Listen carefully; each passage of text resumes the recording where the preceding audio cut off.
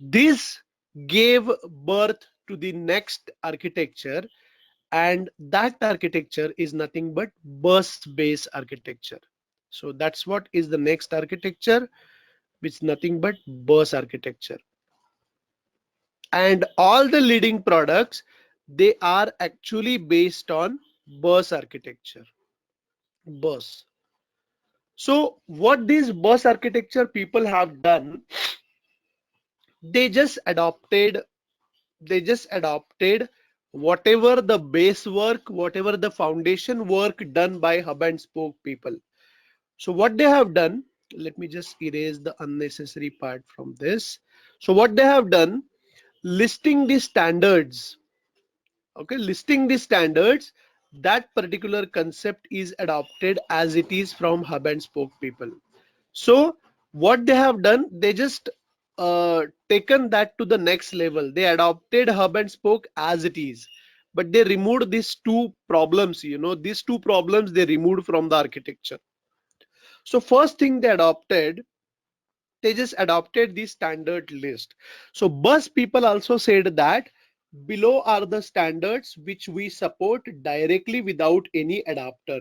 We don't require any adapter and we support all these standards. So if your application supports JMS, if your application supports XML, if your application support HTTP, then we will directly integrate them. We don't require any adapter for that. But if your application uh, is proprietary application, definitely adapter will be required. So this principle is adopted as it is from hub and spoke. It is exactly same like hub and spoke. Now what the next, now the wisdom starts now to avoid these two problem, SPF and adapter development. First thing what they have done, to avoid this single point failure problem, they just replace this hub. So now this hub is not the single point failure. This hub is not the single point. Basically what they have done, instead of central point, they just launched it as the bus.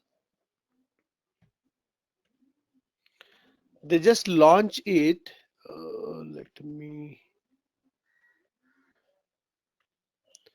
Okay, so instead of the single point, whatever the uh, translator is there, that is launched as the bus, which is not the single component, which is set of multiple components.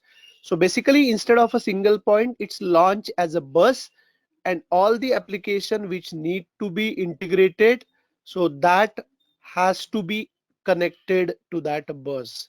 So it was not having a single point failure problem. There was the fault tolerance and load balancing and that kind of concepts were there already.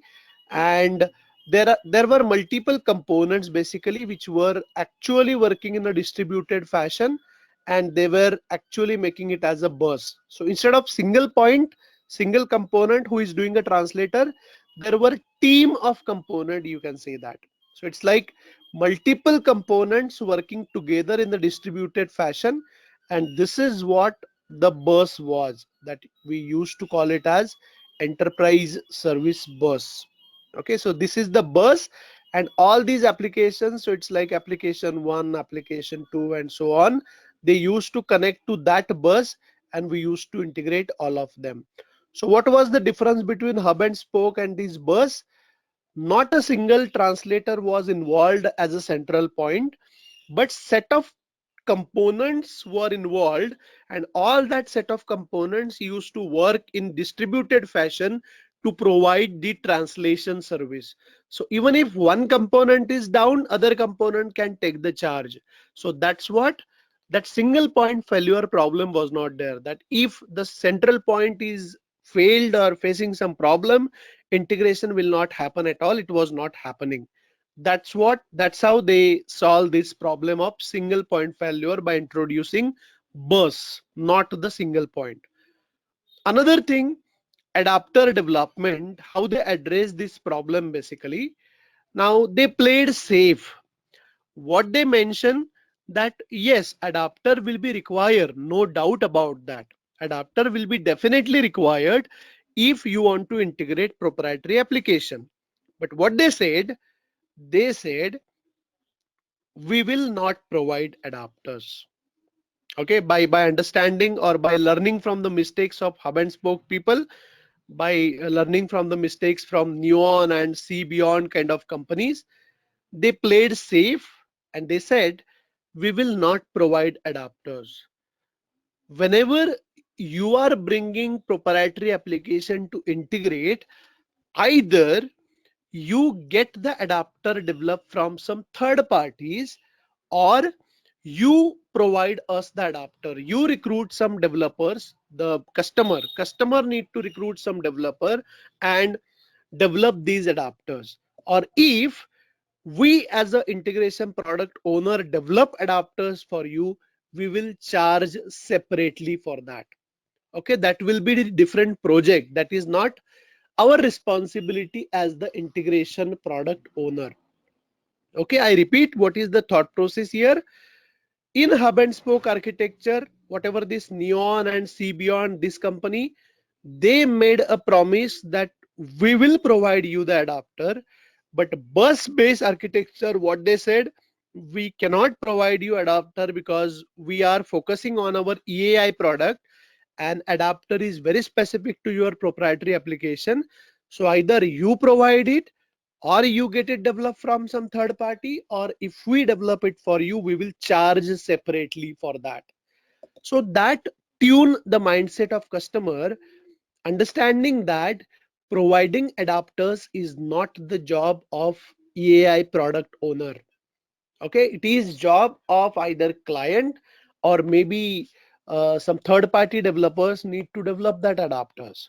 So EAI product is free from that, right? So that's how they just targeted this adapter development thing. So which all products are based on bus based architecture? Let me tell you that which are product are based on bus based architecture.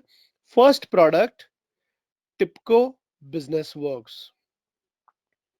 Okay, so whenever Mulesoft came into the picture, in the market picture, then Tibco Business Works was or is the product which is actually holding the larger integration share in the market. Another product which is based on bus-based architecture, Oracle AIA. Comparatively, it has low market share, but still, wherever Oracle products are predominantly used, you will find Oracle AIA as the EAI product. AIA stands for Application Integration Architecture. And third one, Mulesoft. So Mulesoft is also based on bus-based architecture. So rather, if you look at Mulesoft, many a times people call it as Mule ESB. Okay, you might heard that Mule ESB. What you are learning? Mule ESB. So anyway, the name itself is stating that it's an enterprise service bus. So Mule architecture is based on bus-based architecture.